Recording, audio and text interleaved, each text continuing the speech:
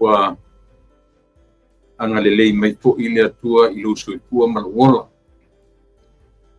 Wa au mai tai mai o e ma au lia manuia o le aso lona sepulu le nei o le masina lona palu.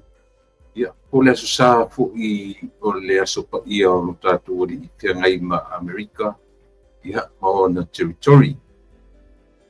Wa aso ngafua nisi baeng o le lalangi e hawhi ai ma le tatu o nu o Samoa. I le whaitawina lava leo le kale na whengai ma le lalangi i nei o na pō. O muri ta ia lava la le malo tele ia pe e muri atu la matu whaitaunga le ngata o i tūla o aso ia le whatu a le lewa tele atu o na tu ua lotu whengai ma matu i Amerika nei. Le ua tois fu minute tali tula e ono. Ia e masani a ona o amatatu i le tatu tatalo amatai tatu ko kalame. Ai foi la ono le aso sale le ia i matu i Amerika. Ia e foi la le tatu malo apito. Ia se temi ia ona whaalau lo atu lea. Ia i tatununga, ia e le ia le tatu whaafonga i maenga ese uma o le soifuanga maleola. O matu i aso sa. Ia o le telefo ia o le aunanga e le whaaleanganga ia nisi vaenga o le tatu tutua. O le tatu malo whapitoa la o le nei aso. Ia o le susunga le whaifi au. Ia pei o le tasi le sunga ia time lau pili. Ia pei o ia sana amata fo i nenga luenga. Le si fonga o le tai apo. Ia ma le tau amata mei o le tatu leitio nei ilo na amatanga. E la se teimi o mua ia abatu iai le avanoa. Ia na te doe e au talungina ia te au whaleanganga o le nei aso. Rona manatu o tū, ia ma le manatu o tū le vai aso. Ia o le manatu o tū o le vai aso, ia o au whamua, o a tatu whamua. Our priorities, ia a o le mta upua o le nei aso whea ngai man au whaitau tuspa ia e mese lava le whakasa, e whakaasa, ia o lo o whaitauina whapea ia o le amoina o le sātauro. Carrying our cross. Ia pi o mta upuna o le a lilifa iai ia le sunga i le whapengaina o le nei aso. Ia ma tapena kuai ia se ia ma whaleanganga o le laulawina. Tau mawha whaleanganga o le nei aso. Ia po le pola whaleina o nati o mpia. Ia ele le iale tatu a matai mea ia. Ia un tatu a ngai fuile ia tatu mta o masani. E pi o na iai whaftai tele Yesu, whaftai tele lo matu atua. Ano tali pui fi au mga duano le nei aso. Se teimi o mua. Ia o le ia mai le sunga whawhengainga o lau o ona. Ia na te ang tadia le maanga i se teimi o mua. O nei le amatai mafuteina i matu lo ngang pa ia. Mangalo matu toto pa yo. Kiri sore li matfao. Amen.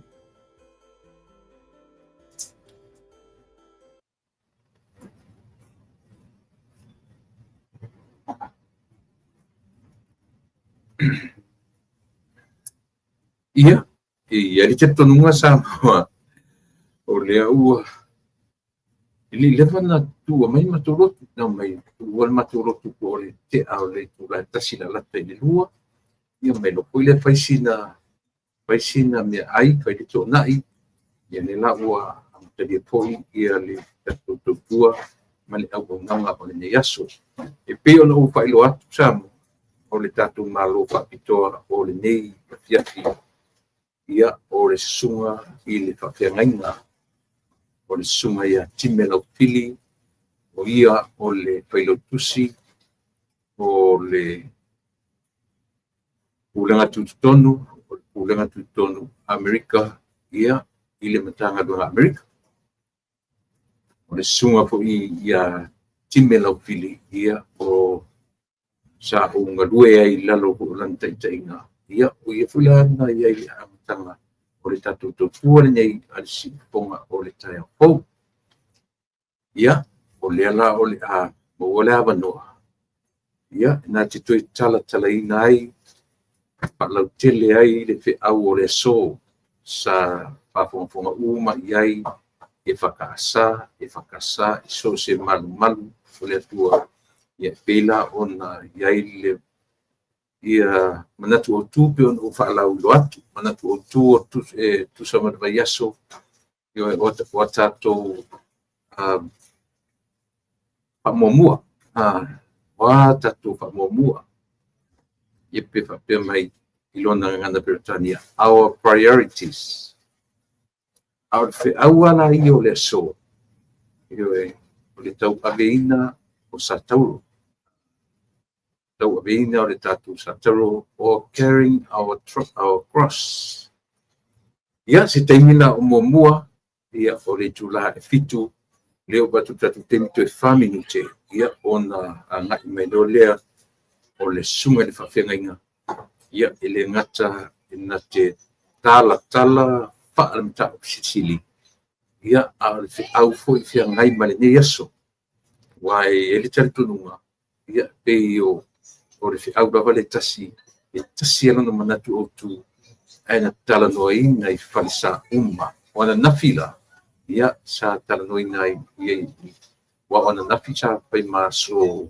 sa i New Zealand o Australia o Samoa tutua tasi nisi atu nuu o le Pasifika e kalena patasi au le sola ia pei o lea faatoʻā matutonu mai matou i le aso sa ia feagai ma lenei nei atu nuu tele o Amerika ia ma ona territory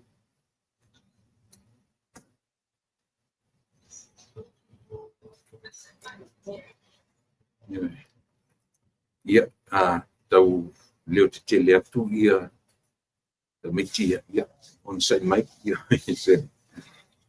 ia pe o le lagona lena Samoa ia amatalia i foʻi feʻau ma le galuega o lenei aso ina ua toe 12 minute tale i tulafitu pe ona fai atu ia o le tulafitu o le agaʻi mai loa ia le suga le faafeagaiga ia ma amatailoa le mapuakalame e mo le timi nei ia e ao lava ona ou faatalafatu Samoa i ona vaega ese uma ia po fea lava vaega o le lalolagi o loo e au mau ma e nopia i ai ia am fai foʻi ona maua nei laolao lelei o ia avanoa ia e mafai ai ona o tatou feiloaʻi ma o tatou mafuta ia pei ona masani ai i aso taʻitasi o le vaiaso i le mafai lava ona avesea le agaga faaptai ia ona o avanoa ua mafai oga outou agaʻi mai faatauaina ia le tautua ma le auaunaga a lausiʻupoga o le taeafo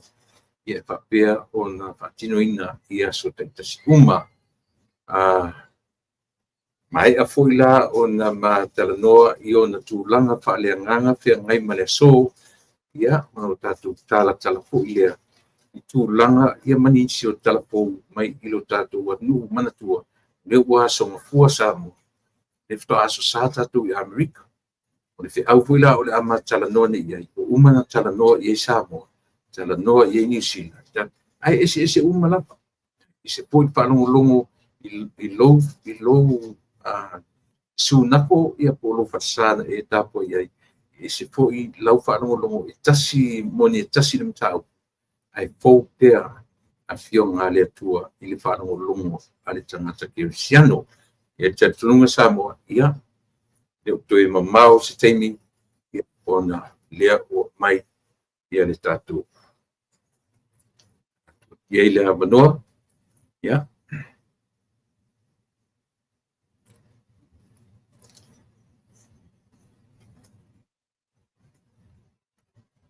Ia. Ia. Ele manatu Samoa tala whengai le le tatu teimi ta tonu ale tu la fitu. Ia au le foi wo mai ia le sunga i le whawhengainga o le sunga ia time lau fili. Ia o le so o le lona ono ele nei o le pukalame po o ta ua o le lupe whalele. O le lupe whalele al watua mananga taala. Ia o le lupe whalele fo i ainga sa mai toa ia o vanga umai e pio taua na o sia u fo i pukalame po o ta ua o le lupe whalele. Ona o le aso sa pia ngai mai mātou i Amerika nei. Ia leo o mafta mai le tātou malo whapitoa ia o le nei aso ia le sunga i le whawhenga ia timena fili a batu ia i lava noa sauno ia lau sunga i le whawhenga ia e te whaelo mai i le atunu whafonga ia ma a matadi ai le tā a monanga whaaleanganga o le nei aso. Ia o tali mai lo tātou anu, ia i se pe au tāua fohi, ia o le laulauina fohi o tāu mai whawhaaleanganga, whengai mane yaso, lau sunga te whengainga, time lau fi. Ia, whawhelo ia tu la epai, e le whawhonga le por kalama i le nei, fohi a fiafi le taunga ngaifo le lai nei o sa, whawhtei tele ina wafe mai a lau whātua whalainga, ia i sau vai e se mawhauwhaunga whaleanganga e whaupopo i le aluenga fola leo whainga aluenga le neo sa, ia e to mua aile por kalama lup whalele ale, si ufonga le tai au fau ia fiafi o Santa Tas, whaftai mo lo wawa noa whafose, whaftai tele lava i lau sunga i le whatonu o le por kalama, me foi leva no maua e whatalofa atuai i le whafonga maua ma le whafonga tāpua i mai ale pa ia si o tātou atunu pa anga masani ale polo kalama ia iso se tafa o le kelope o loo mawhai o na o atu iai le nei a waunanga whapito o ngafa se whatalofa i wasa e fia i le tāpua i mai o si o tātou atunu i Samoa Ngalua i Samoa Tuto Tasi e whapea foi Territory America Samoa o pa ia lama sa ia lea bea ia o lea alo sa i se upo le nea fiafi ia o pa ia e le mawhai a o na suia e pe o ia se tala pe le ai ia wa uma o na tutofi lu tātou atunu ai whawhitai tele tu lai pa ilava no maua ia e whai foi se mawhauwhaunga whaleanganga o na e taritonu le manatua mawhato tonga le whawhonga si o tātou atunu il nei o sa mai se tātou o tātou o sa le nei e le wheau fola o le nei aso e tu sa ima le whasinonga tu se tau aso ia o kua toi ina o le tele o popo e sua i le lolo ia o le a foi se motu ngā manatu whaleanganga ia e o lolo pito waa i le ngā luenga a le au whai ngā luenga i le nei o sa o manatu lea ia o le a papa a veloa o na e tonu e i foi lau malo o lo fofo mai ia mai whanga solonga o le por kalama lup whalele le nei o sa. O maia se o tātou tāpua i le tua, tātou tālo tamā, o ngā ngaifo le la, ia o le nei aso sa whao whale, ia i mātou le nei foi tūlangi, ma so se vaenga o le nei lolangi, o lo rātou o sa le nei, ia se yosi le taulanga whawhitai e langi se pese, ia ma mātou whalongolongo i le whaitawina, ma le fola ina o le wheau o le tala le lei. Al nea fiafi ia le ali ewa, ngase atu lava i laua fio ia le tāmilo sanga o le wheau o le tala le leile nei asa, ia le a foi se ma whauwhaunga, whao popo i le ngā luenga tapena, le au whai ngā luenga le nei asa, ia le ali ewa nei ate i mātou, o le vi inga o le whamanu o le whawhitai e foi lava lea i laua fio. Whamanu e foi le whawhonga tāpo i mai mauta malawa, whea lava o maua mai ai, mau o jaile malosi o le nei, whasala launga i le au ngā lunga le ea ma o wala sota inga, le ali ie faia lava lea mo lava vi inga tātou malawa fio i ume o mai vi ia lo swafa o no Yesu. Amene. Ia, o le tusi fai tau o le nei aso e tusa male fasinonga le tusi fai lotu o le kalesia. Le tala le lei na whamawina e luka lon tau pe sifulu male wha. A le fai upo e lo sifulu male lima e o le tolu sifulu male lima. Aolo whautalaina le mawhauwhaunga o le nei aso sa e whapea o le amoina o tātou sa tauro. O le amoina o tātou sa tauro. O whai upu ia filifilia o le nei aso sa i mai le mata upu e sifulu male wha. O le whai unga whai leo le mata upu. O lo tala noa ai luka i le ngā luenga wha malolo ma le ngā luenga la vea i Yesu i le wha malolo ina o mai ese ese. Ai taualunga le mata upu e wha. E manatu wa talia lau tele. O le tau o le avea o le tangata maso. Whai upu e lua sifulu male lima e o le whai upu e tolu sifulu male lima. Ai feta lainga masa unoanga whainga tā Yesu o lo wha mawina e leo whai evangalia. E whainga tā o na tātou tau mawhai e wha malama ma wha matala pe o le alo na winga. E iai ia ana sa unoanga. E esele nga ngana o lo wha o ngai nai. E pei ele tala whea ngai le tātou wha longo. Ia pe a tātou whai tau iai i manatu ia malangona i aso whai so. E pei la o le nei. Whai mai le whai upu e lua se fulu ma le ono. A whai e sau se tasi i a te au. A e le ino i lona tamā, lona tina, le awā, o le uso, o le tuawawhine, o le whanau, e o a i lona ola. E le ma whai o na whai o ia ma uso. O se whaupunga e pei e whainga tāu ni tātou i loa po le atonu le mea lea e tala noa i ai luka ma le whaamawina o saunoanga le alii. Ai o le mema nei ai a te au o le upu a mata o le whai upu e lua sifulu ma le ono. A whai e sau se tasi i a te au. E ta aua i a te au le laina lea. Ona e leo se whaatonunga. E leo se whaatonunga. I lona whaperitania whai mai. Whoever comes to me. O le vala au lia lau tele. It's an open invitation. E leo whaamalosia se tasi. E leo tawana wina se tasi.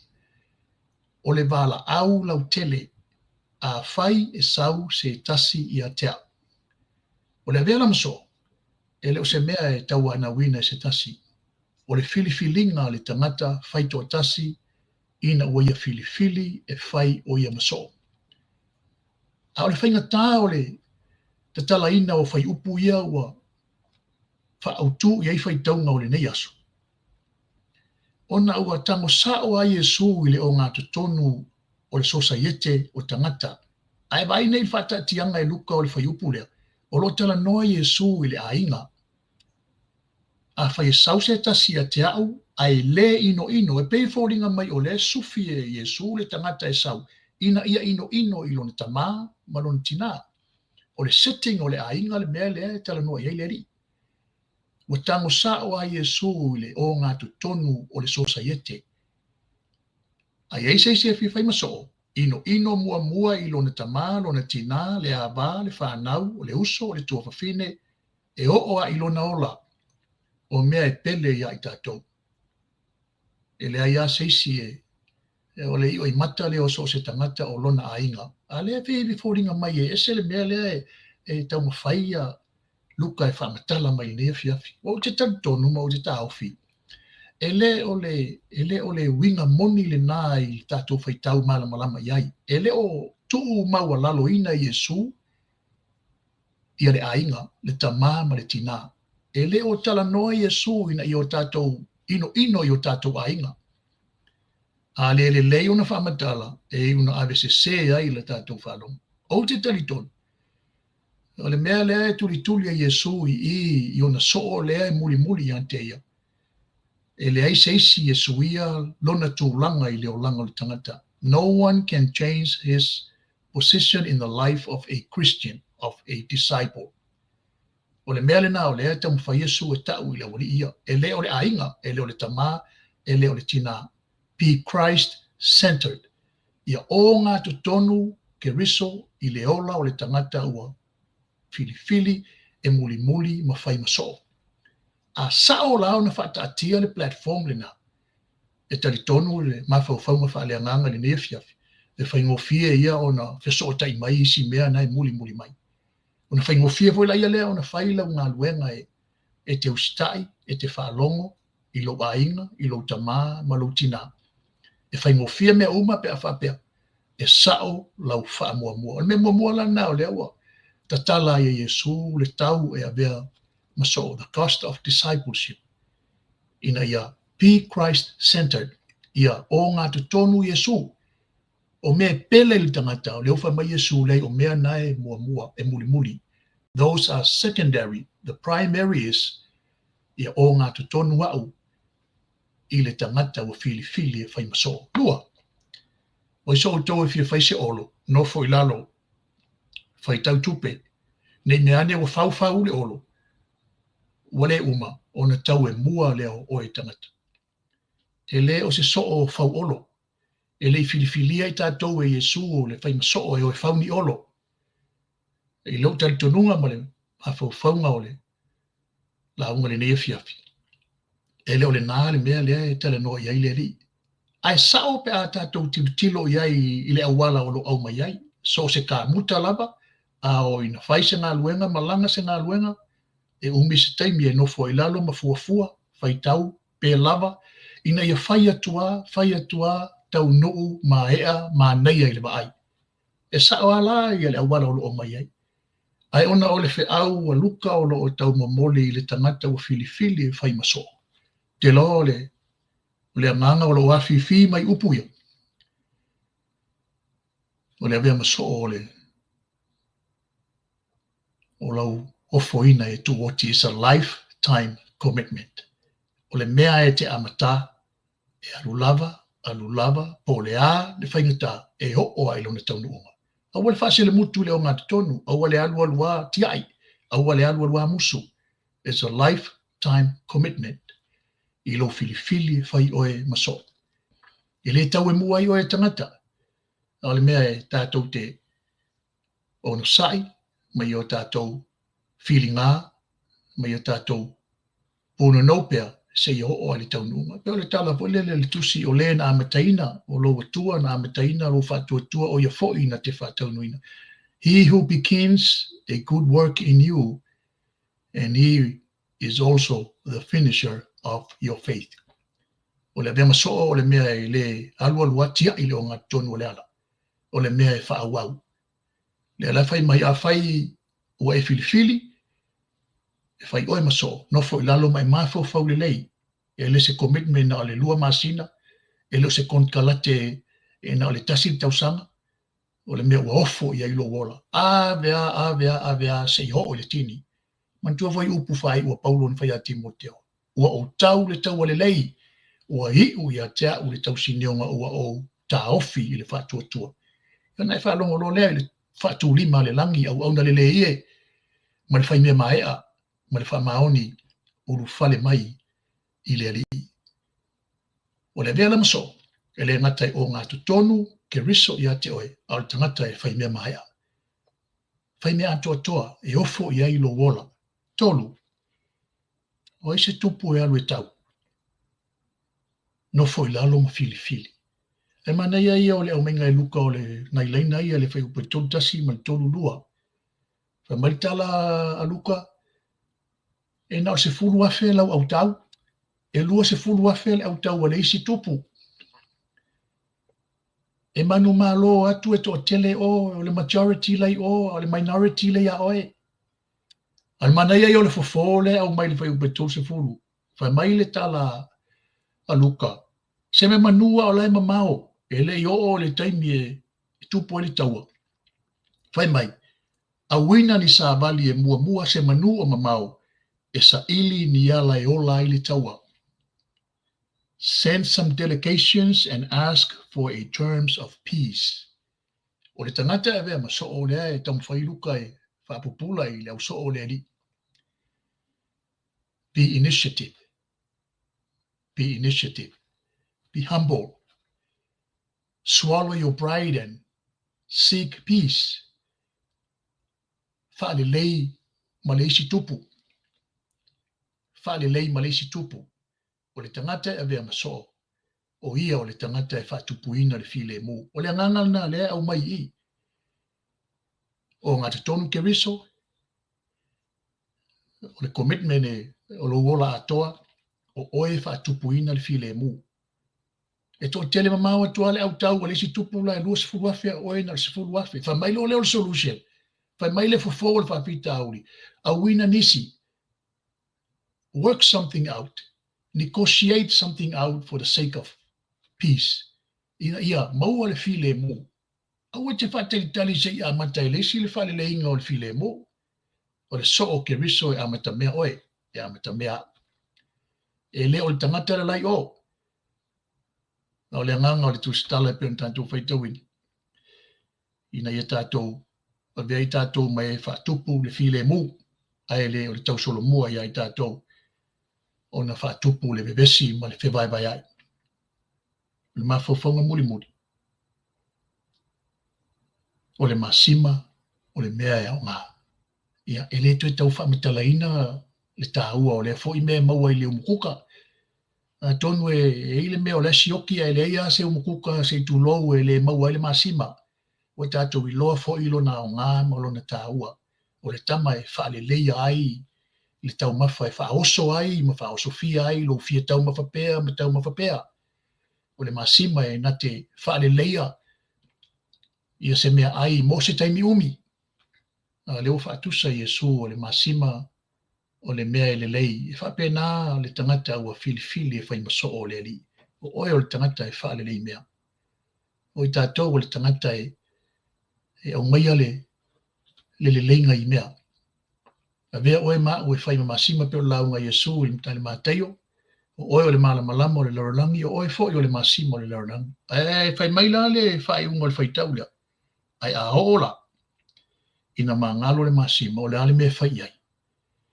O nai whai mai o le ota ma ua nasu ai mea. O na winga a o ina mai le masima i le ia seisi mea e toe whao ngai ai. O na o le tongi ai whafo, masoli e vai. O le vea masoo ke riso. E le ngata o ngā tonu ke riso. E a mata I mea uma. E le ngata o lau o le ofoina o le tātou wola I leo se mea e alu atu a o le mea tau ai le tini. A ia tau solo mua ia te oe mau. O na tā whatupuina le file mu. O I tātou e whaia I awala e tupu ai le file mu ma le nofo le lei. Ma le mea muli muli o oe o le tangata e whaale lei mea. Le ala mai lo Iesu a whaila o lea. Ia na amo lo lea o lo satau mai muli mai a tea. Ma Iesu o le mea na e leona ma mafa le avenga. O le tulenga masani le alii. O tau e mawhatia I avenga o mai amo la wamo e mama ia. Te tonu ai e ala o na whaingata mea o na te amo na oe. Le foi te amo na o au. Whatanga Iesu e amo whatasi le avenga. I ele tangata te whaalango lango I ai. Ao ina mamafa le avenga ma patu le ala. Ia maifo le vanu ma ele maunga. Ma tau au ina le mawhai o na tau ave. Ia e loa o loo. Tau ave whatasi ma ke riso la na amo. I te langona le maa o le avenga ke riso ina ua tātou I loa. O lo tō tātou tau ave whatasi mai ia. O le tau le nā o le avea maso. Whai ui aim tau po e sifuru malwha. Ma Iesu ia o ngā tutonu. E le o lau tamā, e le o lau tina. Those are secondaries. E le o lau ainga. E le o lau ngā luenga. E le o mea te maua. But be Christ-centered. Ia o ngā tutonu ke riso. Set that platform first and foremost. Na whawasenga lo lea o le tātou whamuamua. Whaingo fia lo lea I tangata e vea maso na whawasenga na whamuamua. Le mea tāua ma le mea pitoane I ai. Lua is a lifetime commitment. O le ofoina o le ola le tangata e whai maso, e leo se mea alua musu. O le mea avea se I tau I lona tau nuunga. Tolu, whai oe mau e whatupu le file mu. Awa te whaatali se I amata I leisi. pe initiative, amata ia te oe, amata ia te a. O le manu malo moni le na, o le manu malo wha Yesu le na. Tolu, whai oe maa o se masima i tono o lo ainga, tono o lau ngā luenga, fia tangata e fifa longo i ia te oe, e fia tangata e wha awo i ai tā ua,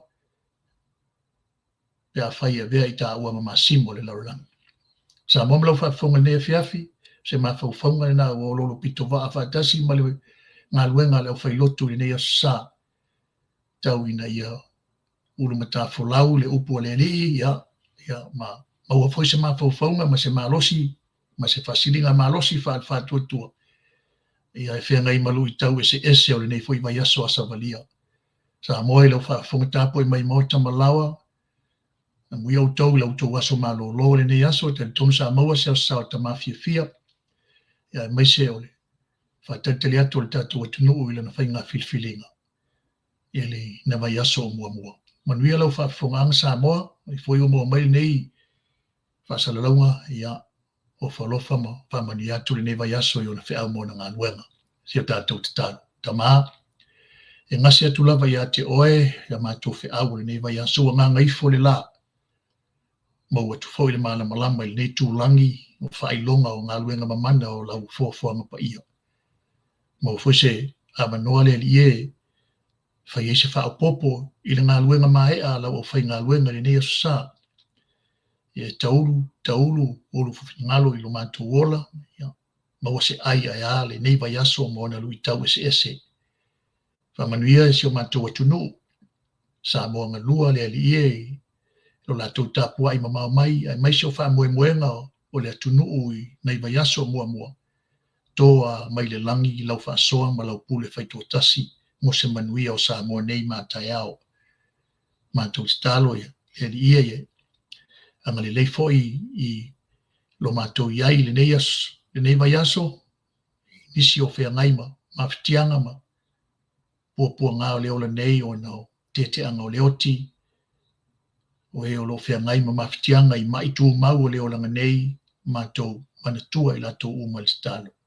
E o lo wanga le leile nei laro langi vevesi ma le le mautonu o lo mātou iai o lau pule au ma lau whamalo longa i o tangata tamā. Ia whamanuia i le liele ofisa whaasara lau malana por kalama whaawau le nei pō iai o lau whio i fuafuanga uma. Tamaile asa se whaiva mani o mātou se mātou stalo e whamangalo i mātou li toto ke riso lo mātou alii ma lo mātou whaola. E ala lava ia Yesu la mātou stalo. Amen.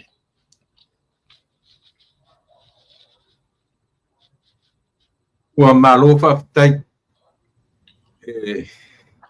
maurunga lava le nei vaenga o le aso ma le nei vaenga o le polkalame.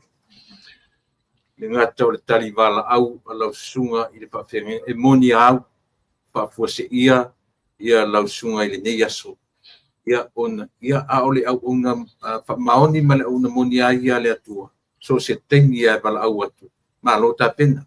Whaafitai o lea ua whaau ia le o whaiva foi na saati tu tonu o lau lua e kalesi o lua ngā lue ai. Ane whu saati le lau te lenga o whaafonga foi ale la rangi se teimi foi o mai nisi toe wharongo iai. Maununga pea le anga le lei whaasoa o le atua i lau soifua au auna. Le lo foi e leo toe tele ni tau sanga ia na e o foi le whitau ina o i la tau pio e ua malo ro mai ia ma pensione i le tatu lava fe au manga luenga pau o lea anga le lei tele anga le lei fai pea le atua i lo soifua ma le ona whapea fo i le tina le whare tua ia nerisa ia e tusa o lo lua soifua au auna i le ngā luenga a le atua ia e mon le lava ua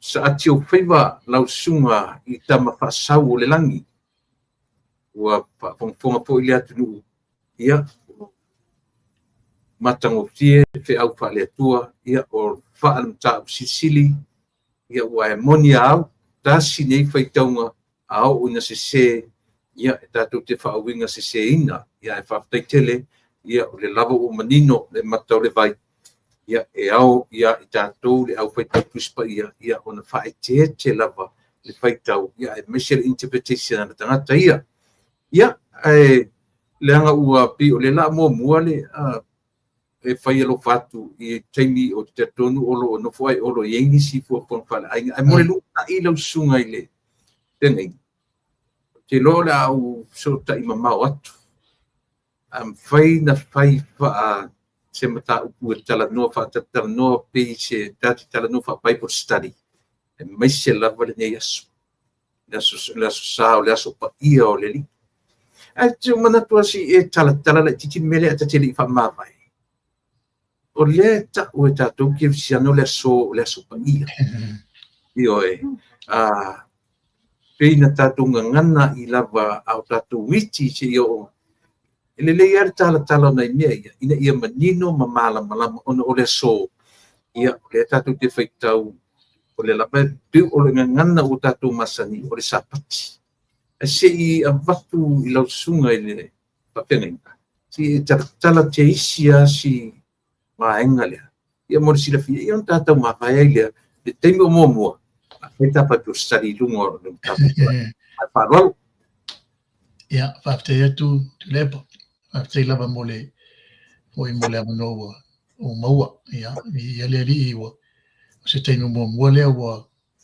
fai ona o fai se mafofonga ia mataile por kalama le ngai foule por kalama o le lupe falele ia fia sa ia le tua ia o ia alanga le o e fesili mai ile fesili te la mona e o lo te le ai la to e o lo tala no ai ia mafa fo ai ia se mafofonga e pawale mea o te fia failo atu tule paele ia te au se ato e tali il fesili ia o le paua o le se vaivainga ia le o ia i foi se la mona e whapea e whatau ngā vale i nisi foi o tapo inga ia ono le fesili ona o le aso nei o lo o tau e tātou o le aso pa ia o le li ia e pe o lo ta ua e nisi foi o tātou uso i nisi o karesia o le sapati mantua foi i lo lea mea o mai lo mafofo vaveli nei taimi i tu la fono se fulu foi o lo i le tusi o teu nome po teu nome lo se fulu e paua lea o le tula fono o lo ia i le upu manatua e le mai ai i le tula fono mua i tau se fulu ia aua i te whaia mo o ese atua o tā aua i te whaia ia se atua ese aua i te ifo iai aua i te ngaoi aua i te murilua aua i te pepelo aua ni aua ai o mai loa le tula fono lea whai mai loa ia e manatua ia e manatua foi i le whaitau ngā ia i lo lea vai o le taimi na ua tui na ifo le tula fono se fulu le maunga sinai na whaapitoa mo le nuu e taitai e le nuu o le atua. Le lana o mai loa i le tusi o teu nome o le atua e whaitau le tula fono lea. Au oli maika nana e sopo ia le nuu. Wha mai lola ia leo i oso whatali. Whatali se toi whaitau le tula fono e whamanatu atu a teu tau le la au tau sopo ia le nuu na fola. E ara lau tento nunga ma so vai ngai nei fiafi tu le pai ia o le tula fono o le vai o le sapati na avele ali ia mo lona nuu filifilia mali na au mai e mose mai kanana mai ai kupito fata milo i le vao i tau sanga i fase fulu ia ona filifili le tua au mai tula fono se lima taita nai ua lau ola ma ua ulu ola le nuu o le atua. Ai mana tua foi. O nei mea uma o tusia i le whenenga tuai i tau saminga ma mea na whaatonu mai le atua e whai eita ulanga ese. E tasi ale mea whaasino i ai e whaasino i le tau nuu i a keriso i le whenenga fau. I lo ulea vai. O mea uma la wala ia e au e te murilua, au e te ngaoi, au e te tauto pepelo, au e te amana tua. Nei tu la fono. Leana o do vaivainga ina tau whai esu e tau wha malama i ana la unga i le maunga i le matai o lima ono malfitu. mali A o le tau nuunga o mea uma. Na tau nuu i a Yesu i le whenenga fau. Leana lei un tau tonu tatou leo Cristiano o Yesu o le ului o le sapati. mali e le tātou te le o whaamamawhaina la se aso e pei o na whai mai le tūtu e no me manatua le aso sa pati e te whaapaiaina. Ai o lo tātou tau sisi le toi tū manu ma lo ke riso langa e au tu sa e ao uma ia Yesu me uma o lo na vali mai le whenga tuai. Na tau nu le la whai mai ina ua o le ato toa o me uma. Ua whaali mai I lona lava alo. Right. E le toi whaalua, e le toi whaatolu, a ua uma o na whaali mai. Ia e sira fia voi tu la epa I tātou whaitau ngaia I no e talia lau tele, o le ala o le whaoltanga e le I whaolaina I se aso. Manira. O le whaoltanga ia na fio mai lava le atua. God himself came to this world in the form of a man. Yeah. Ne te loa e la o le maali o le melewa o mai lau talano. Ana sila fia e le atua iai lava se isi e ato atoa I tua atu le taiminei ma le lumanai. E anga vaa e alu I le sa tauro. Ai longa e statu kirisimasi. Yeah, e mon. Ai longa e ese kirisimasi. Ese le anga na o ia e anga vaa e sauri larolangi nei. Le ala na ui mai ai le manava mama o Maria le taupou le teine Nasareta. Man. Na fili ai le atua le manava mama o Maria le tinapa ia.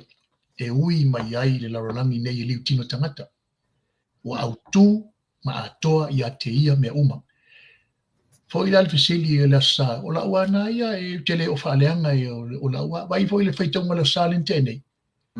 E winga il whaolaina le tula fono. O le loto e tali tonu ai e o maila mi o tonu o le mutu e tau tino ai o maile ola. O la tau e tau siri tula fono tu uai pia. Pe mawhai una whaolaina i la tau li tusia Roma. O ta tau la baia. E lo le avanua ta tala wa o mai le atua inu e so se tangata. Wa sae lua ina ai le ia pui o le malu le tusio e peru o tatanga ia i tātou na ufale le mea sili o na paia. Le osi taulanga sili o ke riso Yesu.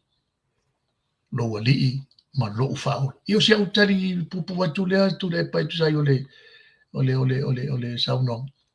Ai o lo wana ia e tatele o whapea mesi se le tau fionis. Ai o se vai ngalava lea. Nei la maso le aso le toe tu. Le ulu ai aso le vai sa pati na o tuai Maria ma kitara ma fine le tunga mau. O leo i nei o ia o toe tu. O le aso pa ia o le ali. Ia, manuia le lau polkalama, ia lupa whaadele nei fiafi. Ia, whaaftaitele I lau sunga le whawhiangainga. Wa tu sa ta minute ia tempupu, ia mai tu la tonu whae masani o no totua ia tunu. E whaaftaitele, I ne mea ne ua tele sa usala o no wha tope mai o lau sunga ki tā polkalame. Ia ili manatu le lumanai. Ia e whaia pia le atua awala lei ma awala ina ia. E le mo I tā ua. Ai mo le atunu whawhonga. Ia o whalea onga lava mea uma lau sunga I le whawhengainga. Whawhtaitele mo lo wanoa o tau langona langai te nofo ai olo I tūlanga o ainga. Ai e te tonunga. Se teimi foi o mua. Ia o le au apa lava. Ia o tu sunga I whawhengainga. Ia le fuisa teimi o mua. Ia tate le I tau mabai. Ia e au pea o lau sunga o le lupe whaalele ainga o nuku mawhioanga. Ia langa lepi la mua le solfanu. Ai muni ta vale. E au ia ina watu moris no nofo sila pia le atunu. O ai na whaalelea mai oe. Ina ia e toe fo iatu. Ma le lau la au. Io tatu lau whanua. O lau toe fo'i lea I le atunu, o le tala atu ia Samoa. O le mea alofa le atua o I lau sunga. Ma te whaaloa, anu tātau mawai lea? Ia, whaftaitele lava tu lepa, tai foi mo le avanoa nei. Te ua tāwhao mo le taimi o nai eilo ma lo fofo mai. Ia. Ia, moni lava. Ia o le afo se vai inga ma se le atoa. Ia, se o tātou lava o au na e le au ngai lumo le ali. E tau mawhai lava e. Mena le ina whaita e polkalama fwere tātou e ka le si o le au tau mawhai. Ia. E le ngai leo tātou o ni tangata e atoa. O le kirsiana u wha mangaloina e tau mawhai. ele vai e tau mawhai. Manei, Langa vai atua ia, masanga vai mai wana leilo atua. Ia tātou lava e tau mawhai e. Whafou mai ele atua ele aso, ia whaonga ele li i le nafo i aso mo na whi au mana mea lofa o au mai. E pei o le winga ala na o le soifuanga nei. Ia tātou, la wose mawhai si o uso. Ia, so ne toi mai o sata. Nai whaftai te lava mo le awa noa.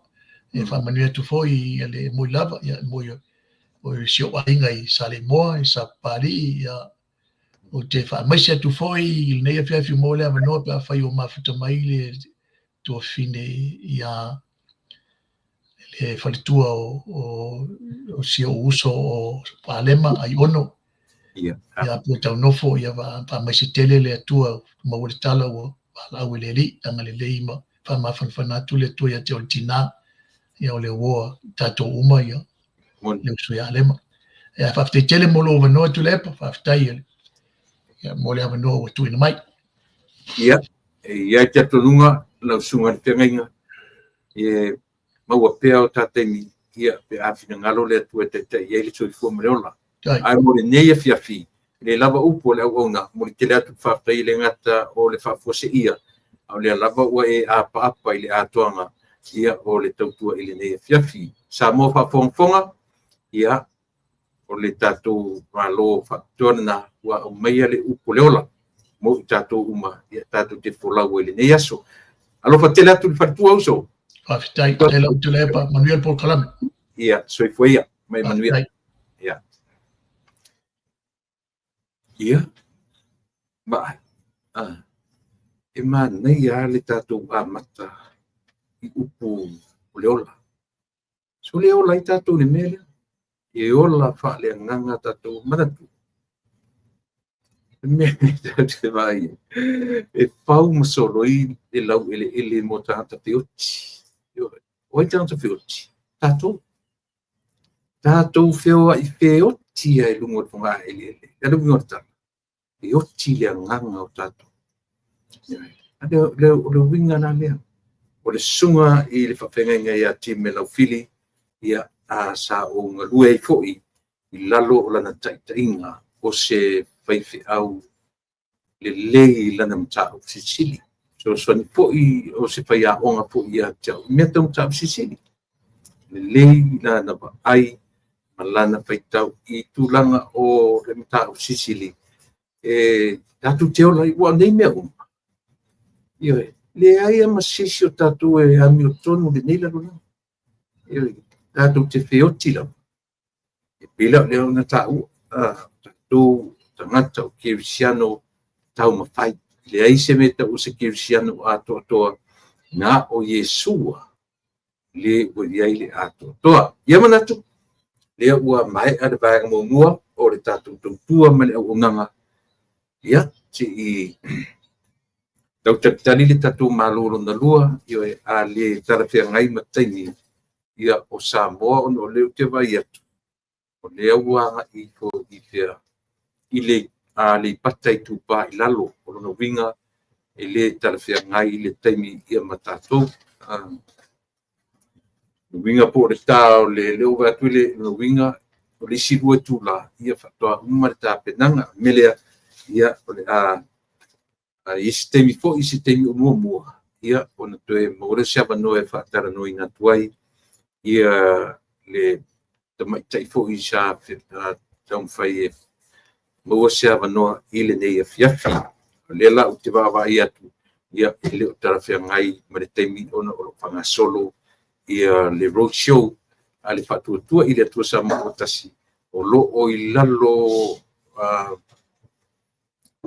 i tupa i lalo alipata.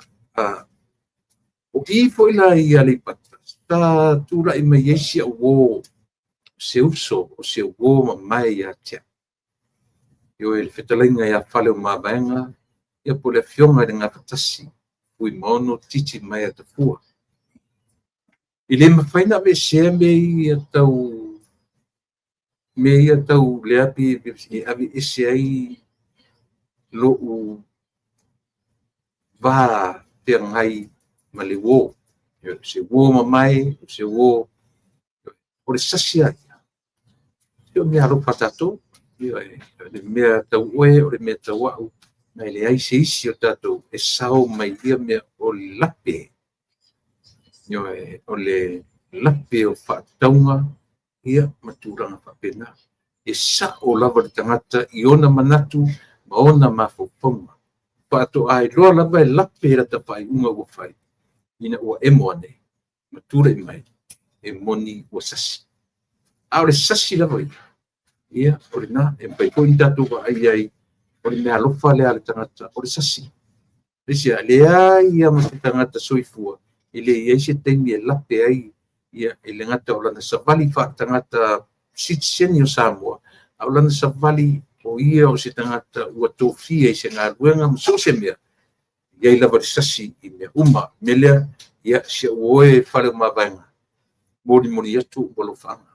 I lau sunga a o iai ia le sa valinga a le whatuatua i le tua sa mpau ale si me uta isi ai ua sui le vaenga e teanga iai ai tū maupea ia lau e tū maupea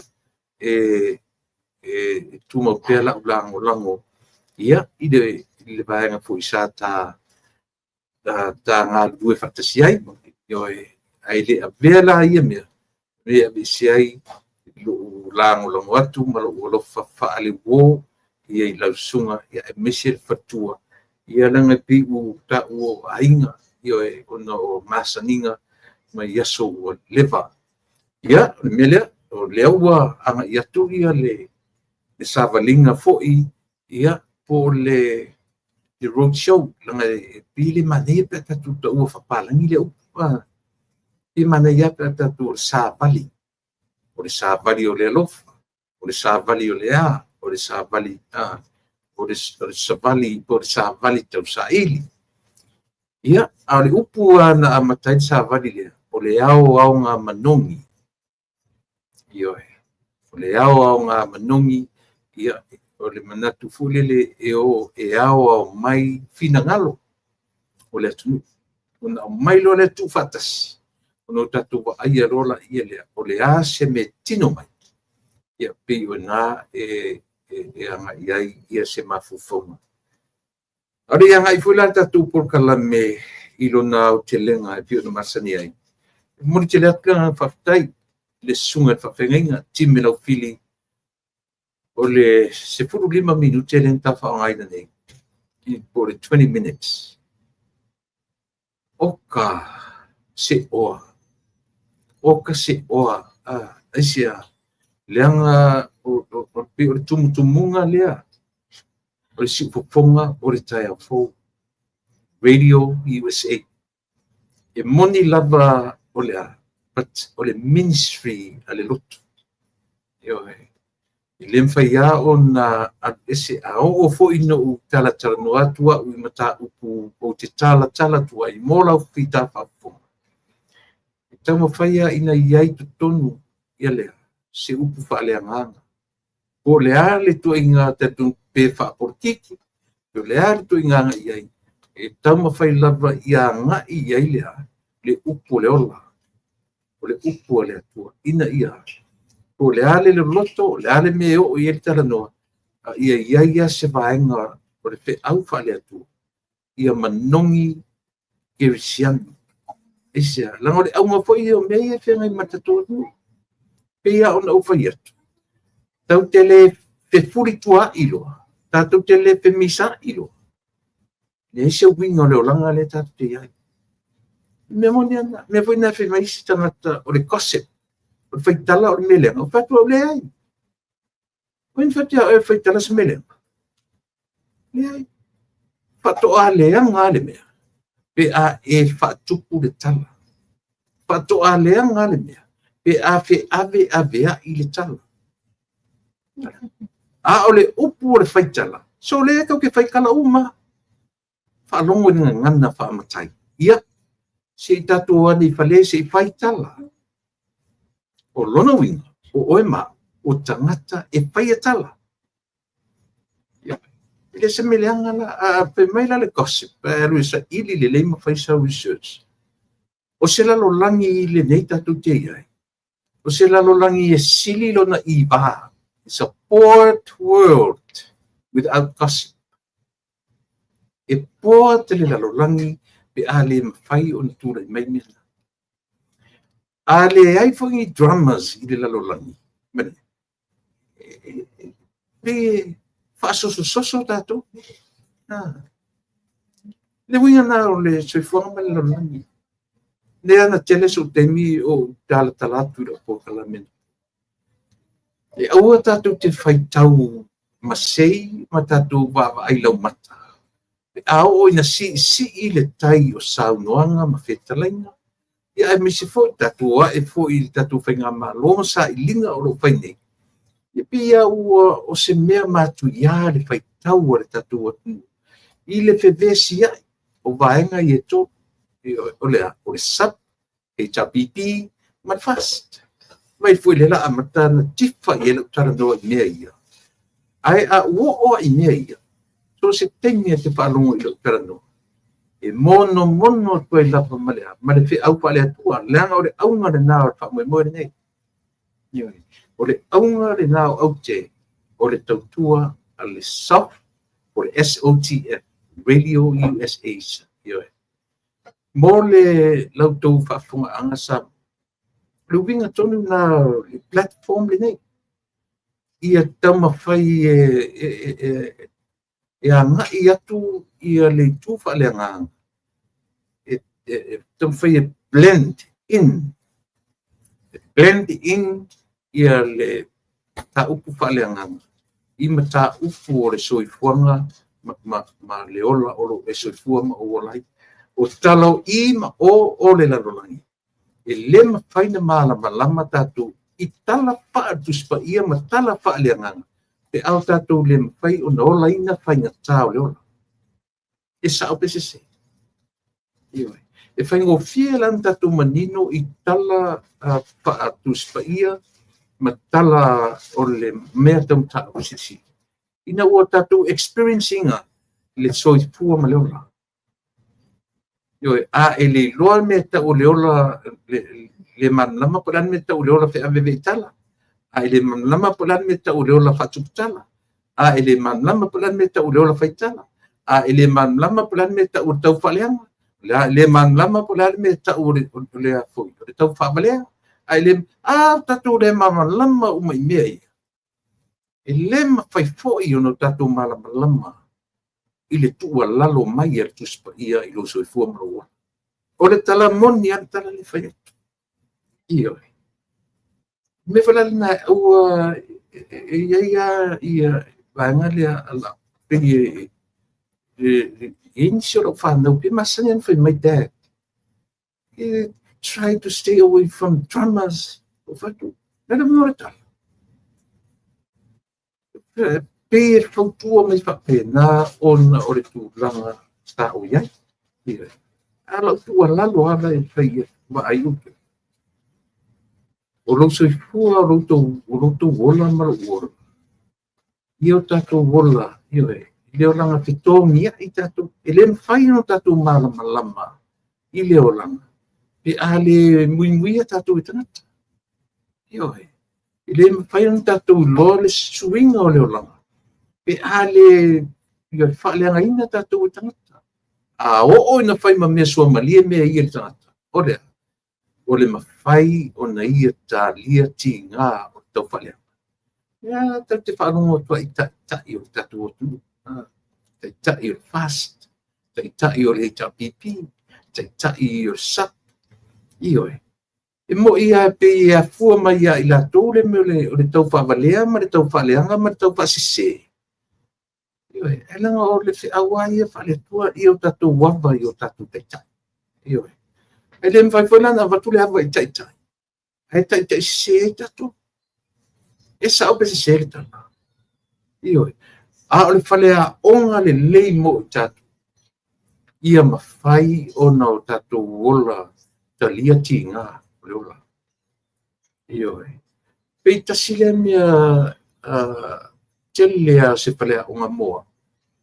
Ina ua a fia lo fatu. Mea ia o le Uro ana ia lea. Uro fai whaatete. le mafofau loa no sapali ese ma mea o te o noitai e mawhai foi ona ua mawhai foi la ona iele lo kitele o ke tio laila ma mea tau whaleanga ia ma mea tau langa mana tuafo o fili ma o fili ele te ite ia so se tangata tonga pe so tangata piti. They don't know you. They don't know me. Aha o tato fili moni. O di e te o tafau tato. O mapaanga o tato relatives. O tato fili na. Io. O tato fili ele ngata ina tato in-laws. Yeah, or I am their in-laws. Fai foi na lato feitau mai o le fili o lato. Le wingo le tala. A pa u le fuo le apu. A le eise apu ele o le samo se apu. A pa u le fuo le u. A o ina le lei le fuata u. E te ba ai ai. E pala i lalo te fu o le ulu. Fuo le ulu e to ulu i foi lana. A pa u le fuo le ulu. E pala i fo lalo i lalo lona te fu. E le mwhaina pa ui i. Ai pala i lunga pe tuititi maila le fa. Si ia vanga nā le ure tūru on mati. Ona pa ure ta vale la fa pena. A ole na natura i o le soifua ma le ola samu. A pa ure fua le ulu. E pala i ona au tapa. Fa pena le soifua oe ma le ola oa. O tangata la tu te la matia lo soifua ma le ola. Tangata i au tafa o tato. O tato ainga. O tato wo. Pena natura na soifua ma le. Ale la pata ia tato. Ele ia se me sili na te la pata ia tato. Ele a maia se la pata sili. Mai vaenga pa ufai misama. A o ina la pela pelo soifua ma le ola. Ona o le fisoa ina o le ola. Ua le malo lo le fili le meta ua tau whalea. Tau whasise. Ele au mai ala. Vaenga pa ufai misama. Se la vea i moe. Ele au mai ele malo Amerika. Se la vea i moe. Esia. Nā whai ele kia mai le malo tele matangata. Ia ta ita personal. Ta ita personal. A oi. Nā o oi. E mera nā tau oi. Mata upuna na matara noi na ni. Oka se mani. Ioi. Olea. O fe fua i eilau whamomu. Whai oro wainga o lea le whamomu. O fe fua i eilau mo ngā satau. E ma whaina o lo latua mo le satau. E ma whaina o lo latua e muri muri. E whawhea pe a le whai. If I cannot, if you can't, deny yourself. First, ioi. Mana i tele pe au whalenga. Sfuru lima minuti. No whaitau atua e lunga i. Sita mai taimia. Ta noa sunga i whawhenga i le au whalenga. E nā a fia umai. Ioi. Au tau wa aini sa walinga maro chios le whai mai samu. Lala wa aini mena whamumu. E apa i le au whai ngā ngā le atu. E a fua isea. Nā fua Samoa e ola mai manmele. Olea. Olea tua e manui ai Samoa. Olea tua e manui ai me uma. Ioi. Al mari eia. Olea fua e tele tua utala. Aso so nei aso te ala ele ai sa ta lotu e whai. Aso so nei lo ta na lota sau whai atua ina ua laulau mani me ai alu roi lato. E toe ma whau nea. E so le se o wha vadvalea la ta me ufai. Al wha manatu lea. Ioi. O le wha manatu lea. O le lupe wha lele. Ioi. O le tatu po kalamelo nono. Nono nei o sa talu on amatadia le po kalame forward tatu o nama o le lupe whalele. Le lupe whalele. A whai te tuu iai o i tutonu o le upulea. oe o le lupe whaalele alo ainga. Alo nuu. Mano winga na awhape o lupe whaalele ea. E ta tau ona e toi fo i langa o le aunga na le upu. Na ala ona whaalele le upu. Na ala na whaalele le lupe. O le alfa moi moi. E alu se siaki. Ai vai foi le upu ai. O upu. Lupe whaalele. E le whapea o ni upu whato atupu nei i le taimi i ne utaunu ke tala le. O le vana i le upu whasamo o le lele. O le lupe. Iyo. Patatu te le uloa po le aton le taimi.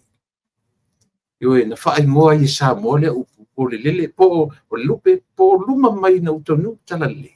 O le avai mana tua fo i o le whainga tua. Tasi le nā mea tatu te loe. O le ngangana.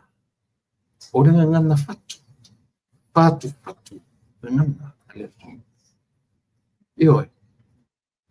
Whai mai le tala le kenesi. So le atama. Le whape whai oe, whai ma ewa, wha moi ma uru tia latu whai ngoa, la au o le vau, whai ngoa i, o le sami, whai ngoa man whelele.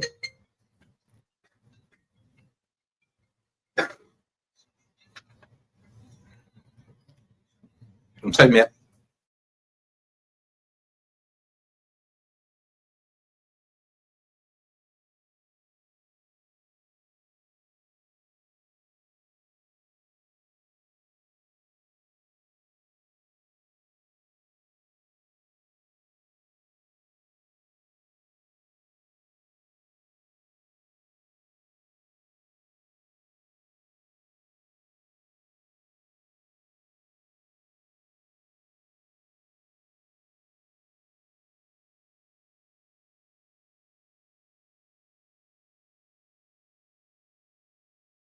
Iyo e. Telefoni o le ua mai o le e tau whai tatu po kalame. Anyways, ia lea se uma ona tue whafu i leo. Alu ia nā lau tala. Alu whai le whai tau, ele whapu.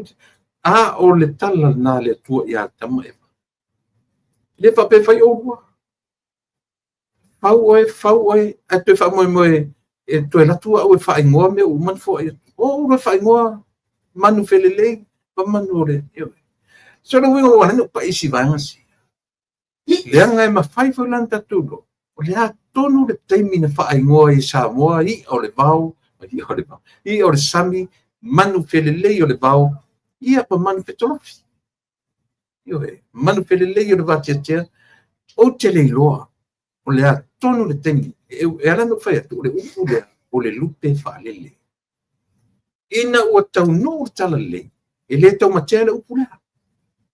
E le tau matea le upu lupe whalele, o le atonu le teimi na whau le upu lea. E no whai atu, o le lupe aia, o le upu Samoa. O te le lopo ona whea na whai ngoa i e tangata le amanu le lupe. E le upu Samoa o le lele. Iyo e.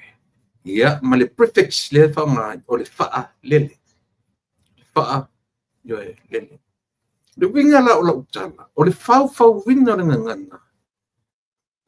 According to the time, o le upu la le lupe wha lele. O le upu na whau ina ua tau nuu tala lele. Te whiu te whina mai e tau e ei pine wha mau o mea. Yo langa pai tau te tala no ilungo pine. O e na whai tau le tuspa ia malatu pa ai, ma mala malama i tala o kenese, talo whai nei to ina na lātou. La langa ina, nei ta mao le atunu panu ai ala tu nanu wha atasi man o missionary. Imagine, le meta o le luare yes man no.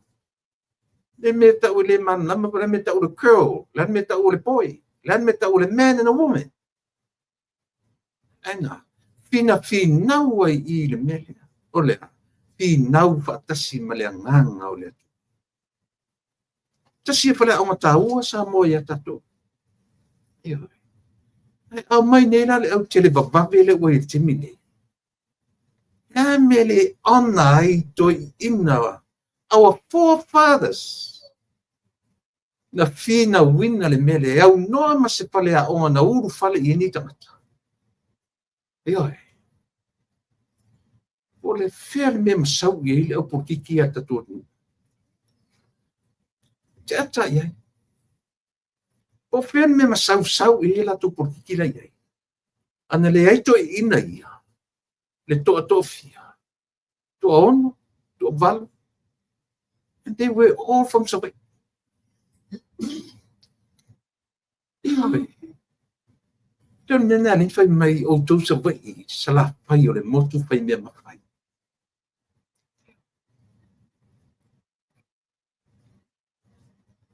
Masa sau mai nei le auria le au whai tūrafono. Le au whai porkiki le o la tu whaonga se le upu porkiki. Ma tatu whaaleanga ina le upu. Le leanga la tau. E le leanga le upu, e leanga tangata na te whatautai e le upu politics. Ke le sau tala nung tano tu e. Po mane me sau e le upu. Eoi. So le. Mina lina o, mele ina o a o. Na amata mai tasiale vai whauwhai o e whatino mea. Le ua toru le leiva nga whauwhai. Le sa mai te le lopo o fo ia ele supo ia le sapu mai sa vai. Io. Le ua feoti tamai te to fitu. Lai pisi e whai lato. Ia. Ki ngā na whaarono atu io e telinga ua to fitu. Te le lopo to fitu po to avalu. Ana pisi e whai lato. Io. Ana se io fo ila fai lava na le whaalau ilo. Sole. Ka whewheri. He alu e markamo whekuia. E le whaina.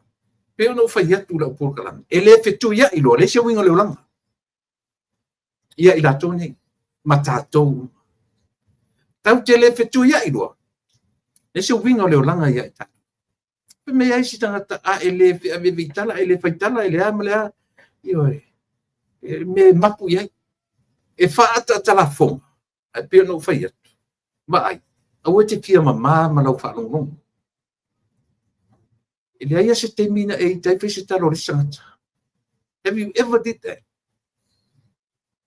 Io or le sweet leo langa le tatu tio lai. O mea tu tupu mai. O mea a fia i lo sui fua malua. Tau te lea o ina mai lo mea ia. E le ai lo se whalea onga le leimo o e maa uma tato uma. E le se wingo leo langa. Lea lapa te whaia tu ki tala. Ana wha pe tu maua ia tatu le mea. Le hale mea lo tatu wawai e si tia le level o mea uma. Soifonga le tau le soifonga pe no fai atu. E o ale si vaenga fai mo la tou pese le olea. Tamutar soifonga.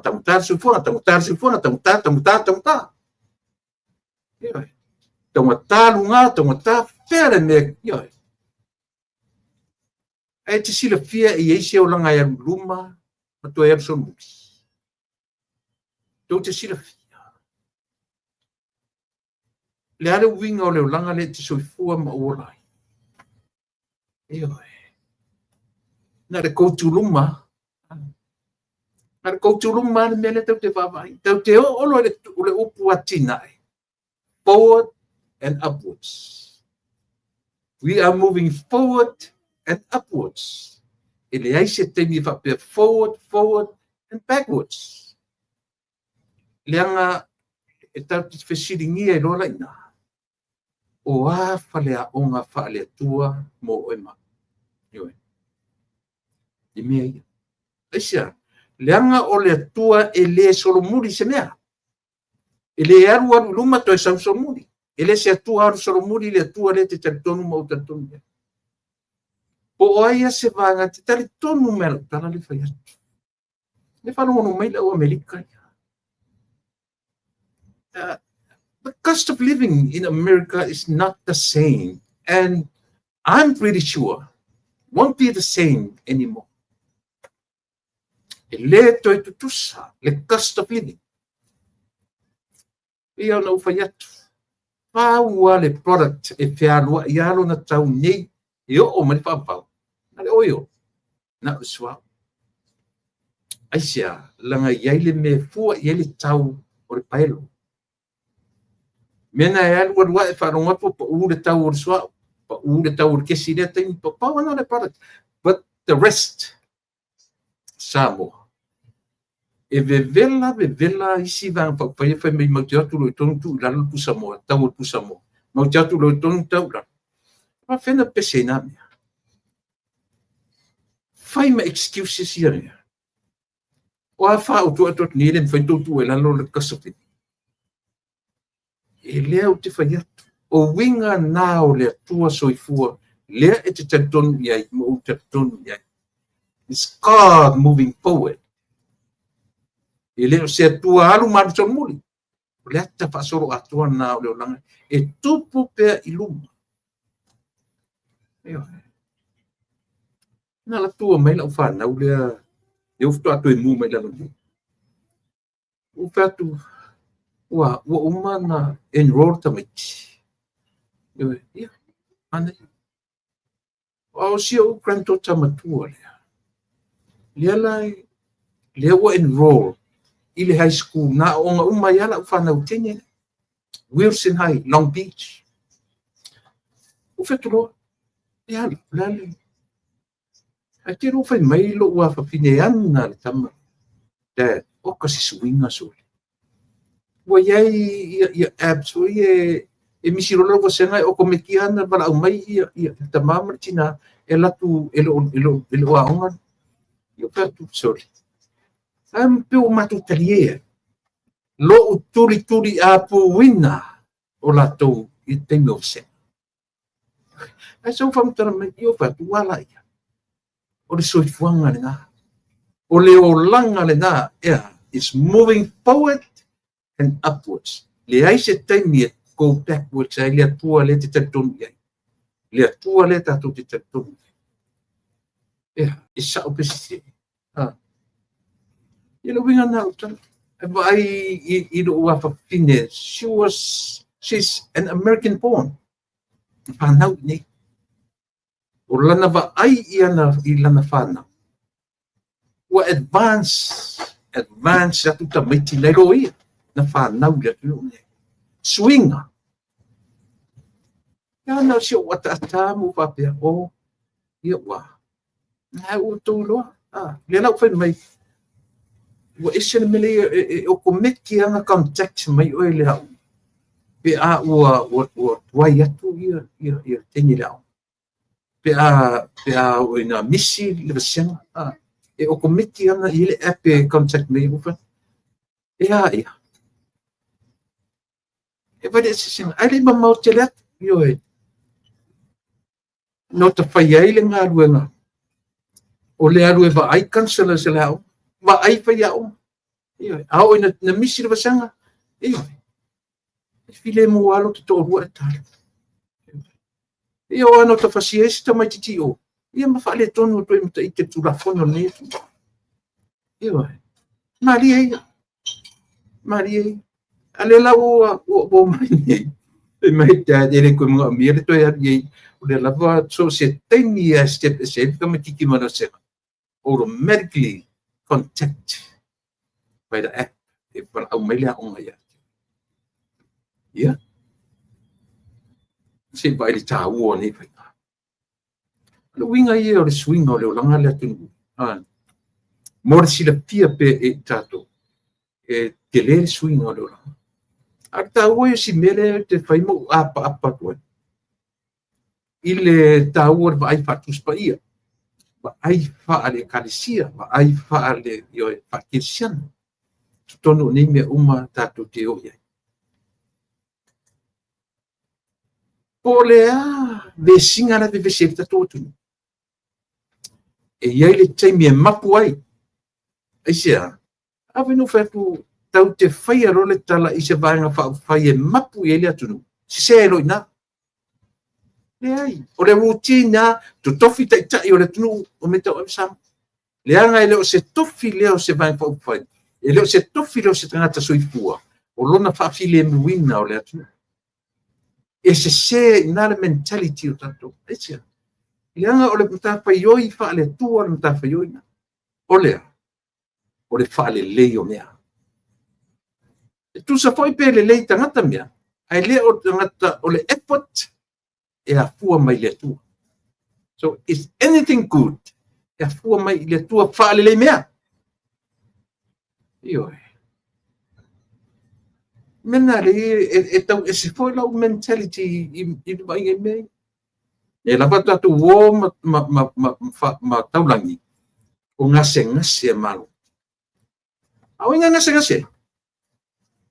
Ma pua ia te ngase. Ngofa mai. Ia ina. Iyo. O tātou au tangata. O tātou e a pua i ma. O tātou e a pua i ngase. Pa te alau e le atua. Mea na tupu ia tātou pe a whaia. Tātou te alau inga. Lese mea leanga mai le atua mai lo tātou. Lese mea. O le atua o mea le lei uma. But one thing, he can allow anything happen to your life as well as my life. E whaatanga e le atua, wha le tonu ilo soifua mana. E fua ia. E fua la ilo soifua whatutua. E fua mea uma ili whatutua. Ata tu wa inga le ase wa inga lau tele i savalinga o ro whainga i datu. E te longo fie lava le savali. E o e whaalango lango e lungo le sira pia ma le lo. Na le o awa la wane whai fi au. E whaafolinga e oe. Ai uma o le temi e tō lau ai o lato mana onga. E whaia i le mea loto e tangata. E whaia i le mea o loa manatu tangata e tonu msa. Na le loleo se winga o le au whaatuspa i rena whai. Ioe. Pe a whaia. A mata i le whaaleanga i lisi o lisi. E a mata i le tau whaaleanga o lisi. E alinta mai tau whaaleanga fo. O whaaleanga e ngata i le tau whaaleanga. A whisiria. O a whea tu o i whainga. Never. E lema whai o na tō. Isia. Se ia vanga na. Wa i eise mea le lei e tupu mai ai. O ala mea le lei tupu mai ai. Pe a moni le whaalango lango i le tua. Ma le whaatua wha maoni. O le tua. O ia o le auli na te whaale leia mea uma. Pauar mea oe ma u whatino. A o le tua tasi. Na te wha. E lo tātou ni whaale lei mea. E lo tātou e whatupuas file mu. I oe. E ma whai o na tātou. Pe a whai a tātou te alanga i le mea lea. Le tua fio mai. Pai oe mata iala na te whaatonu wholau le savalinga. Ai a whaatonu wholau la whaatonu wholau mai le tu. Ai tu watu foi le manoa. Toi peka i le mena masani o lea. Tau whaleanga. Tau whaleanga. Tau whaleanga. I oe. O lea oe. O tele o muri au roa i le isita o lua. Pawar temi muri no vai ai i le Samoa Uniting Party. O lei se wai. A le uto ono to me te fioti. Le uto fitu to me te fioti. Le ae tam whai asu se tala. Tu una mea. Tu o ia na mea tu te oe whai. O mai langa o toa. Na tō wofo e wa aia le malo. O le tō whaalangina. O le tō mtu pala. O tō o le malo tawsi. Yo mele ia tawsi le malo. Ai ko nga yo e falau lo fai yo o mai e fono talanoa fono ya se vai for mele ta to po u ye te o le lima se futa mai fioti o ai e fai tala la tu o ai ta to le malo tausi yo mena le ngai E tala noa pea, ma tala noa pea, ma tala. O atu te mai o whai o tō tamu whai e whai o tō mo tai o le atu. Tō mai le whai me tō ti whinga i runga ina. Tō te whai mai au tō ti whinga. Atu te le loa awa i le atu no. Ua pe ua tō tala loa lava lo tō soifua tau whaleanga. Ua tō tala loa si mea sina. E fia tau whaleanga ali i tura e pa. Ia ona o emalangi. E mai tasi lena. E li whapea so le ia le sa whapitu. Wata te i fo i lo te wharongo. So le matau tia fo i so le. Matau tia fo i si ana angi. Sa ta whapea te malulu. Ai le i vilia. Wane. O le whautua. Tu ai pesa ile tu ai pe ia tu le pale faina langa ile o sona le sanga responsibility le temine o e fia me o le tai o le malo tausi ia wana la ia tausi o e pesa faina ti nei ai le mele tu mai fitu ta mai ti malili palu iva se fulu na fa longo rola ia le o te tele atu le atu nu i lau fionga te matai pania. Aisia. Na ore te tū le foi. O oe le tū le foi. Na e finau malosi a pai atua la tunu use te mele ai. E le mawhaina e aru i te tonu e whai oe mpale bia i se foi no mera whapena for the very first time on TV. First time in history, the world history. Olea. O leo mai o se minority na tu te wha aia se malo i o mea lai. Who knows, oi nei lopo le mea wana tu meri misela i lo taimi. E oi, se i o tatou mata i tū sa mua, lea sau whainga i le mea lea. E whai se SOE, e whaatau ni mea o ni me pei o na whai e lisi vai whai lea o nei ma ave pe le tofu le tu malo. At least ua whaatino le whi au alofa. Ewa. Na o le meleta o le whi au alofa. O lea. O le whai atu pamanuia le atua i ate wei. Ma ave i ai le whisoswan. Ai lena le alanga o le whamanuia. Ma sa vali loa le se me whai. Le ai ma se pa ue whai. Ana le tele ma losio le wham ia le atua i ate wei.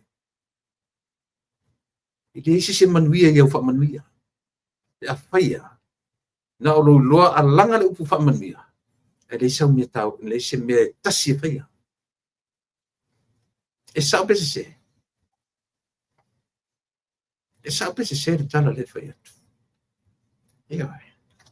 E o te lo o te ia o tu. E langa, this is me. O a ulea. O a ualea. Le fai mai na whanau se dad.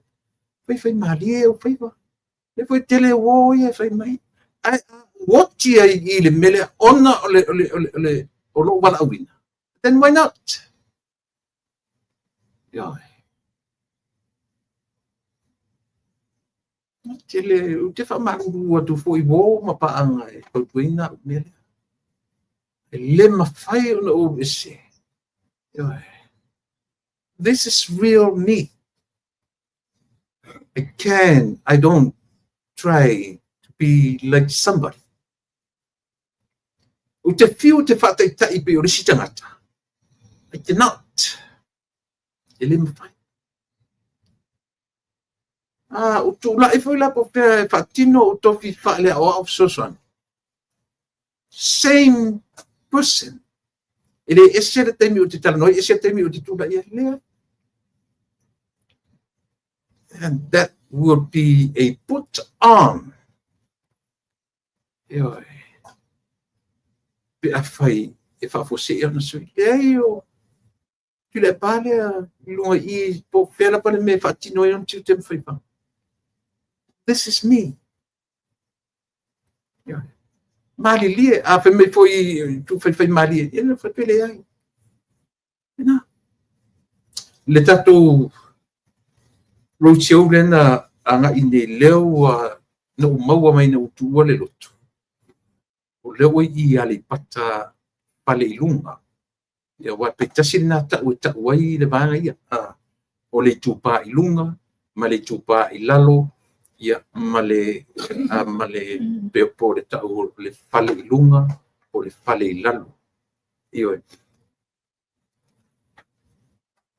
ia e peo nai vanga na no maua mai.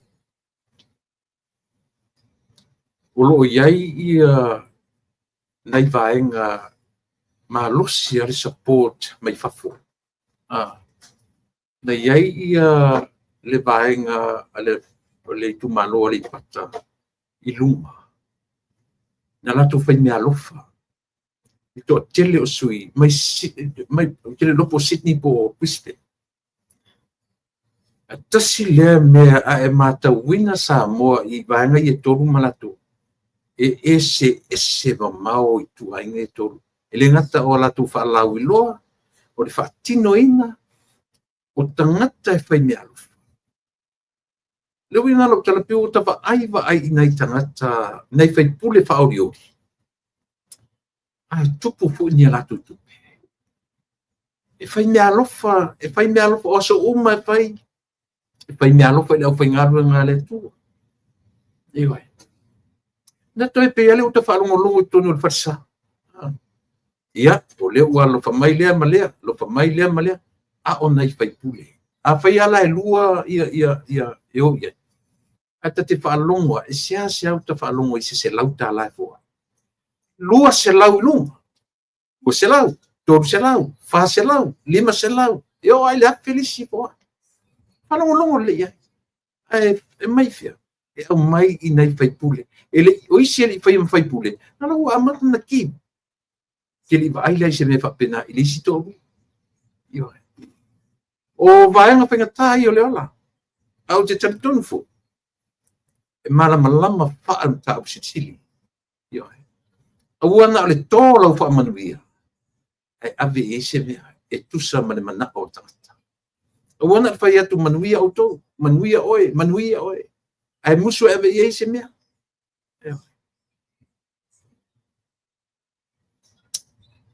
Ia, si o wonai te whanongo mai. Ia, lango la susane ia matu tau ena.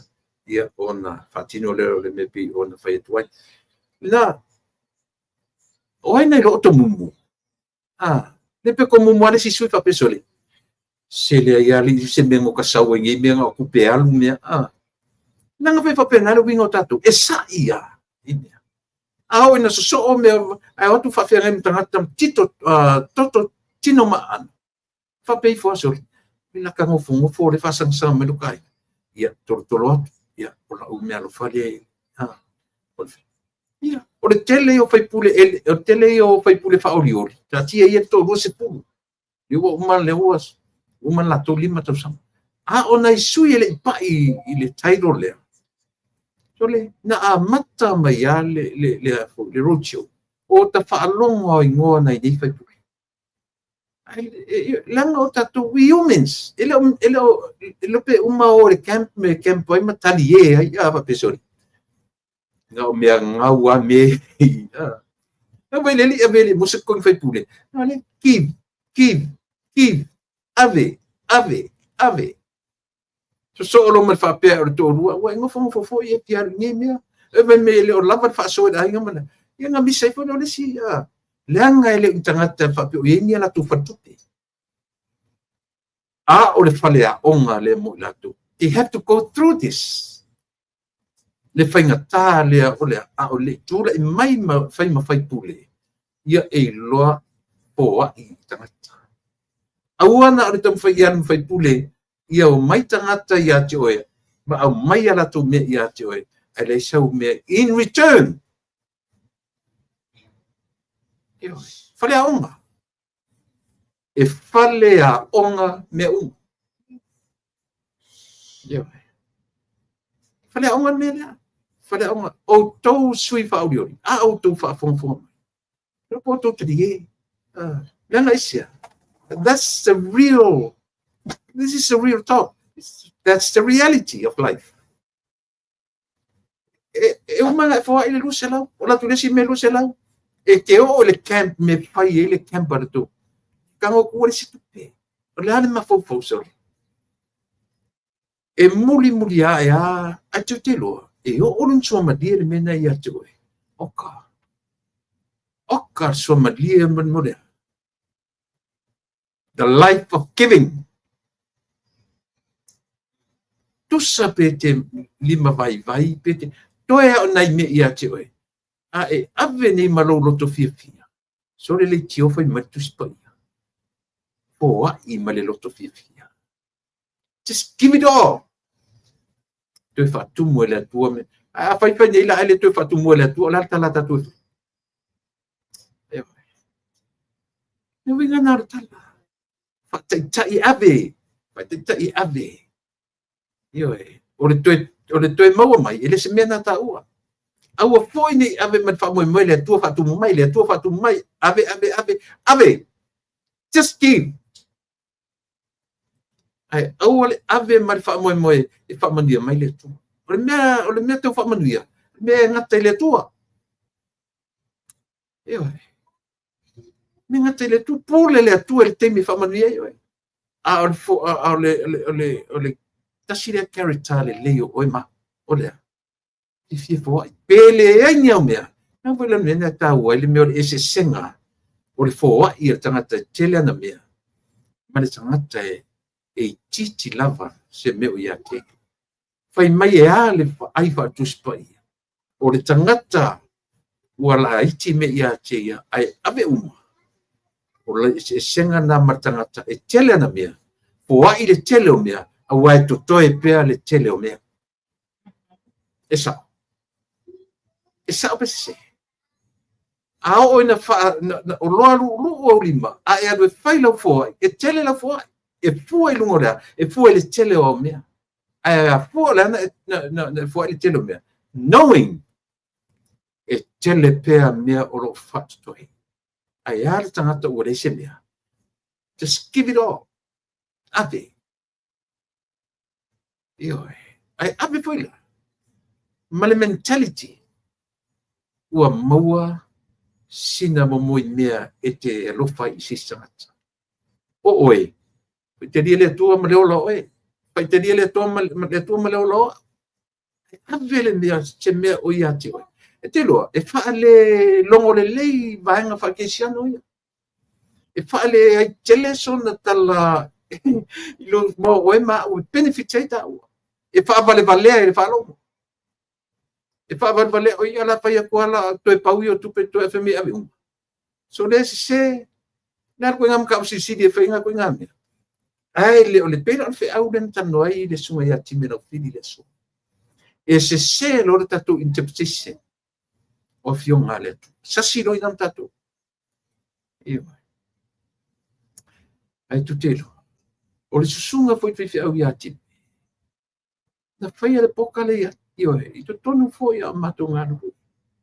To rio sunga fisi au pe o leva ne tonu o le Youth for Christ. O le OFC o nada ma mafuta mai ai. Nana fa vai me ma tang. Io ma le foi o bon. Il fatto a popo fo o wola. Il no tala no le sunga le fei a o ngalua I la lo sunga ia liki tia o tala no ia liki tia o fa toina se ia le me le o yo si le melo pole a pantala le fei mai vai o o ni ngata I tatu farsa lo fia e mele alu va ai ni si me foi mo me revival me va pena mai le pofonga o le faisi au toi ina o le whakasa. Io. No sa ili no wano I le mele vanga le tau o le YFC o na mawhilo I ai. Masi o le sunga I ati. Pio o whaila o tala lea. Ia. Au I whaila le whalapu tonga lea. Na whai e le tala maali a le whaiwhia. Sunga pa whainga. Mai na ole si ori na ole Bible study. Io ai sau tonu era le fai tau male ua fiu matu e whapangu da wali tai au le por tai au la suona i pole por as for really no le pai por stadia le UFC ai tanu nyen ta o se e sau ia tau ai wale ino ilona ta mama lona tina ele o nia fana wele so wata di pe mela whapangu tu ina la ori ai tau pura era ori pe fa ali le se ding fa mai se le fa ma ku por stadia no po fa tu ta ma Lea fe mai pai por sali matu pai por sali fe po fe mai o ai latu ia Yesu ai le ino non tamama non tina ele ta ua ia ma tali o le tu fe mai lo ma le tala to in o ina fe tu ia o talana e fe mai ta le chedina o le matu fe ia ona fe le ona po apa na martu ina de lua le fa o ia le leila o la fai le lu ia Yesu e sau se me ke rua ai ia so ato nei maniva ia so ato fai o nau fai atu Yesu o nei fa mo moina ma o fa mo mo nei mata tu la nei o nei o to vai si ora su fai a Yesu sau se me fangai o io pe na te mana tua me ole se le fa o nei o fio pe te pe la tala le te fai tu io e fa vale i lau fa longo ma lau fa longo ile tara mai toi pau ai o nai tuperea e o lai le lo matua fa me wave so le fa valea e fa valea le ta fa longo ai tumu le ata mai o le tua o le na te fa tau wina painga ia e sa o PCC ira na tatu vanga fa fai o lo o fe ngai ma mei momua le pipi ua whaalua na whaile mele na tūtu e fo ia i sa wai. Tō turi a pū, turi loa ia le whatuatua i le tua samu utasi. Ina ia o tau nuu i tū malo e tasi. Whai mai lesi pito nuu, whai atu o tō lesi pito nuu. Ne whai lau whai i le pā. Na laina tō e kolo lesi vanga tatu le tasi. A o tō o atua i le whai ona o hau wingo ne mea. Ia e ngata i nana utala. Ile mea. Ai o tō umai e tō tōru o whai mata i e tau sini o a wā se te i mo sam. Ia, lina. O le upu o le tatu porkana. Mi lela auli a le mali tu. Ma mau i ati oe. Ona e whaleanga tuira e pā. O le au te loa. O le matu te loa e ala tali mei e counter. That don't whai e ese. O watu e counter ina. Tu usa o loto ai ala ua whai whapena. Aisia, e sauta e au. E sau aso. E manino ai le tangata i lona poto whaafale au. Lea i e sili atu le ata mai whaale atu. E ti e mai runga. E valo atu i lalo. I le tangata e wha moe lona poto, lona marasi, lona ilo. E oi. Me nā le tala, lau sunga i le lauri le maritua. Ma mau ma oe mena. Tu mau pea lau sunga. Tu mau pea lau fionga i te fono i le loto sili ona mau lalo. Ita iai se malo ua ta pena e le atua. Ita ia ona tangata. Whaftai mo me alofa. Ua ave e ui ina whapea mai tu malo e le tofu i lato utainam. A ua whaia le mesipi. O le ari mesipi. Whamanuia i le tu malo. Ma tuu iai se me i o lato lima.